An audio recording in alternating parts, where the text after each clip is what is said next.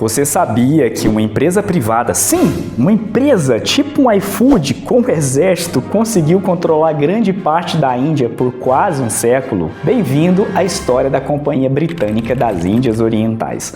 O momento em que o capitalismo olhou para o imperialismo e disse: e se a gente terceirizasse a colonização?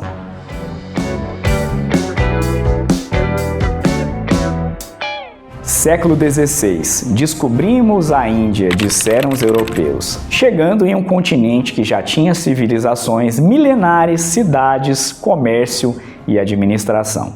A Índia era o paraíso das especiarias, tecidos finíssimos e um mercado com centenas de milhões de pessoas. De onde vinha toda essa riqueza? De variadas fontes. Os tecidos indianos, por exemplo, eram valorizados em quase todos os lugares do mundo. Estima-se que até o final do século XVIII, 25% de todos os tecidos vinham da Índia. Claro que a Europa cresceu o olho. Portugueses, holandeses, franceses, dinamarqueses, todos vieram instalar entrepostos, portos, fortes durante o século XVI e início do século XVII. A maioria através de empresas que tinham monopólios de comércio concedidos pelos estados europeus, as companhias. Mas calma, a Índia não era terra de ninguém. Ela era o lar do poderoso Império Mogol desde 1526. Uma máquina administrativa com cultura refinada e palácios de fazer rei europeu passar vergonha. Como a gente até viu no vídeo anterior. E se você não assistiu, né? Só clicar aqui em cima que você consegue assistir. Além disso, ali no meio, também tinha os Marathas, reinos hindus que não estavam aí muito afim de serem governados por ninguém. E não raramente entravam em guerras com os mogóis.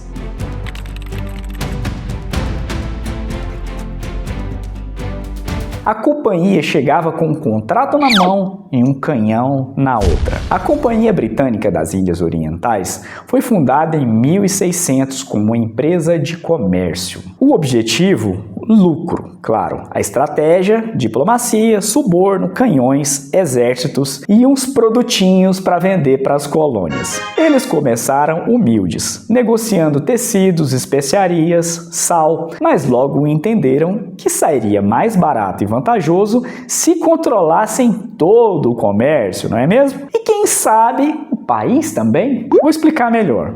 No caso da Companhia Britânica das Índias Orientais, ela detinha o monopólio sobre o comércio de qualquer produto com a Índia. Isso significava, na prática, que somente a empresa podia comprar especiarias como pimenta e canela lá da Índia e revender para a Grã-Bretanha. A popularização do hábito de beber chá na Inglaterra vem dessa época. A companhia estabeleceu plantações na Índia, trouxe produtores chineses para ensinar técnicas de cultivo das ervas e pronto, entupiu o resto do mundo, mas principalmente a Inglaterra, com chá, que também podia vir direto aí da China. Mas chá sem açúcar, né, sem adoçar, fica sem graça. E de onde vinha aí o açúcar?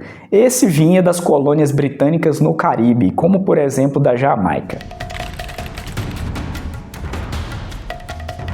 Entre 1746 e 1763, o oficial Robert Clive liderou a companhia nas chamadas Guerras Carnáticas, lutando contra franceses e marathas pelo domínio do sul da Índia. Só que veja bem, quem pegava em armas para valer nessas guerras eram os indianos. Os europeus só mexiam as peças. Um xadrez 5D do imperialismo. Os ingleses venceram as guerras e o caminho ficou aberto para a entrada de outros mecanismos de poder e de dominação. A companhia teve carta branca para expandir seu domínio militar. Com o apoio de governantes provinciais, os nababos criaram um chamado exército de cipaios. São soldados indianos pagos pela companhia para lutar por ela, jurando fidelidade à rainha e, claro, a folha de pagamento. Pensa num RH eficiente. Diversas vezes, esse exército particular foi emprestado a líderes locais, criando uma relação clientelista.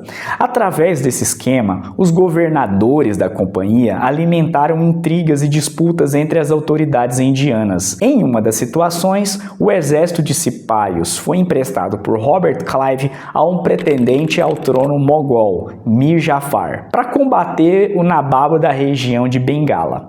A troca de favores viria logo em seguida, quando Mir Jafar se tornou Nababo da região. Foi assim que, em 1765, a companhia conseguiu o direito de cobrar impostos de toda a província de Bengala, com o famoso Diwane, concedido por um imperador mogol que estava mais decorativo que funcional. Coincidentemente, os principais portos de onde saíam os tecidos indianos estavam instalados justamente aí na Baía de Bengala. E pronto, a partir dali a companhia virou um novo tipo de entidade, empresa que governa, cobra imposto, mantém exército e, se precisar, derruba rei. Agora eu saquei! Agora todas as peças se encaixaram! Entre 1769 e 1773, a região de Bengala, uma das mais férteis da Índia, enfrentou uma tragédia de proporções absurdas. A primeira fome de Bengala. Estima-se que mais de 10 milhões de pessoas tenham morrido, 1/3 da população local. E a explicação padrão costuma ser: foi uma seca terrível, a natureza é cruel, veja só. Só comer, né? Mas vamos com calma. A seca foi real, sim, mas não foi a única culpada. O que matou tanta gente foi um desmantelamento deliberado do sistema agrícola tradicional indiano, promovido pela Companhia Britânica das Índias Orientais. Antes da companhia assumir o controle fiscal da região, em 1765, existia na Índia um sistema bem mais equilibrado. Produção voltada prioritariamente para o abastecimento interno, uma rede de estocagem de grãos descentralizada, mantida por comunidades, por templos e autoridades locais, e um modelo de impostos mais flexível, baseado nas colheitas e nos ciclos naturais. Mas eis que chegam os britânicos, com sua visão utilitarista e a sua calculadora fiscal, e pensam o seguinte: por que deixar um camponês guardar grão se a gente pode cobrar imposto sobre ele? A companhia reestruturou tudo, converteu enormes áreas agrícolas para culturas voltadas à exportação, índigo, ópio, algodão, trigo, por exemplo, e eliminou os estoques locais de grãos, que agora deviam ser vendidos ao mercado ou ao governo. E manteve as cobranças de impostos, mesmo em tempos de colheita horrível, fraca. O resultado: quando a seca chegou, não havia estoques, como poderia ter acontecido anteriormente. E a população local não podia nem comprar grãos no mercado, porque, claro, os preços explodiam, estavam sendo exportados, esse alimento. Ou seja, a natureza pode até ter dado um empurrãozinho, mas quem afundou o barco mesmo foi a lógica colonial. E como a companhia reagiu a essa catástrofe? Continuou cobrando impostos, continuou exportando arroz e até aumentou os dividendos dos acionistas lá de Londres, durante esse auge aqui da crise. Faltou comida? Paciência, mas olha que balanço fiscal, que beleza! E tem mais. A partir do controle sobre cobrança de impostos em Bengala, através do Diwane, o domínio dos britânicos se expandiu para outras regiões do país, exigindo a outros nababos concederem o Diwane em troca de soldados e capital. Algumas guerras foram travadas para garantir isso. No entanto, com o tempo, os britânicos perceberam que a tributação da produtividade sobre a terra seria mais lucrativa e vantajosa do que o Diwane. Então, os grandes fazendeiros indianos, chamados de zamidaris, se viram forçados a pressionarem os camponeses a trabalharem ao máximo, até o limite, até a morte praticamente. Agora que a dominação econômica estava garantida, era hora de colonizar também as ideias. Chega a Minuta da Educação de 1835, que dizia basicamente: vamos ensinar aos indianos que o jeito britânico de viver é o único jeito certo. Adeus às línguas nativas, ao pensamento crítico tradicional, à cultura local. Nascia daí o projeto de formar indianos com corpo local e mente colonial. Um tipo de imperialismo 2.0, o que entra pela escola. O parlamentar britânico e redator da Minuta da Educação, Thomas Macaulay, sintetizou o pensamento racista e colonialista de seu país em uma frase: uma única estante de uma boa biblioteca lá na Europa vale muito mais do que toda a literatura nativa da Índia e da Arábia.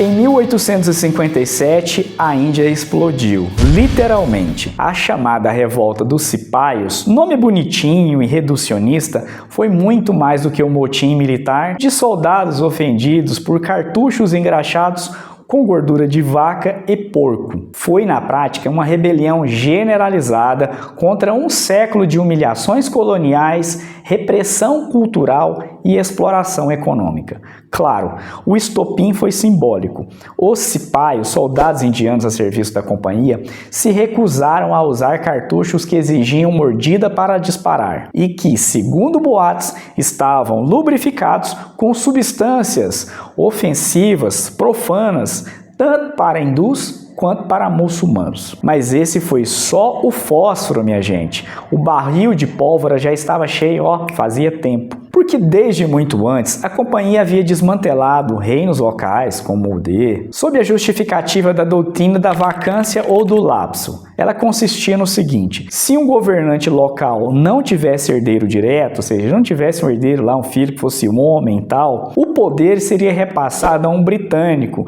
sem nunca mais voltar para as mãos da dinastia indiana. Era aquela coisa: Não tem herdeiro, então agora é nosso. reduziu líderes religiosos à mendicância e reis a marionetes, cortou salários, impôs novas taxas e insultou sistematicamente culturas locais. E quando o fogo começou, ele se espalhou muito rápido nessa revolta. Em Delhi, os rebeldes proclamaram simbolicamente o velho imperador mogol como soberano de uma nova Índia. Em Lucknow, Kanpur, Jhansi e Bareilly, soldados, camponeses, artesãos e até mesmo nobres locais se juntaram aos levantes. Era um movimento popular, multifacetado e pan-indiano, ainda que descoordenado. Tinha elementos religiosos, sociais e nacionalistas, mesmo que não fosse nacionalista no sentido moderno do termo. Mas aí veio a repressão britânica, brutal, sanguinária, quase apocalíptica.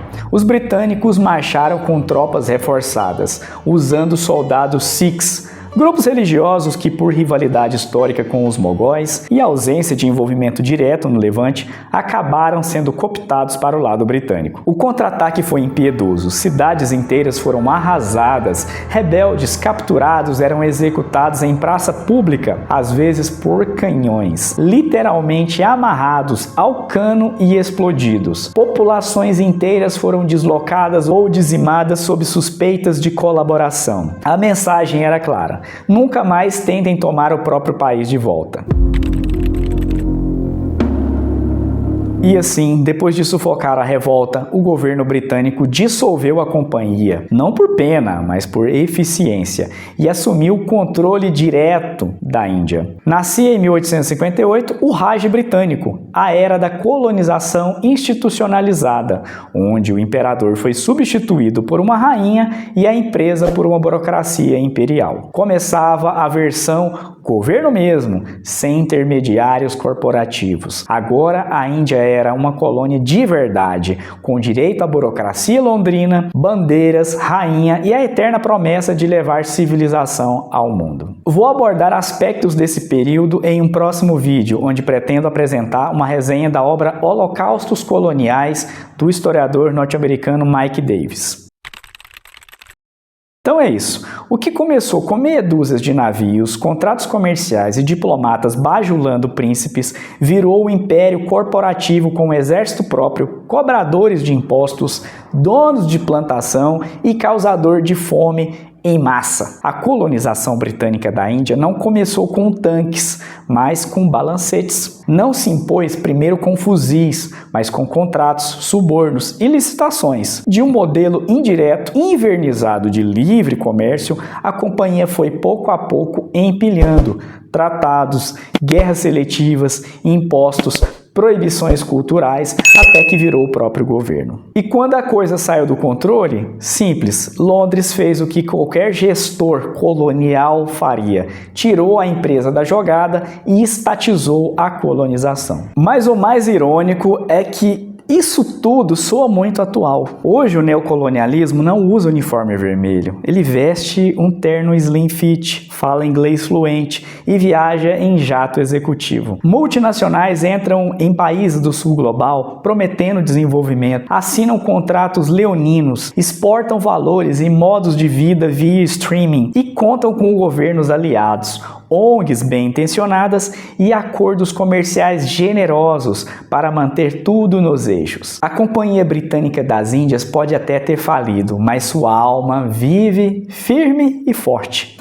Agora com logo moderno, rede social e política de responsabilidade ambiental, não é mesmo? Afinal, o colonialismo de hoje não precisa mais de canhões. Basta uma boa marca, um aplicativo funcional e um CEO com fome de mundo. A lógica continua a mesma. Primeiro vem o comércio, depois o endividamento e então o controle econômico, político e cultural.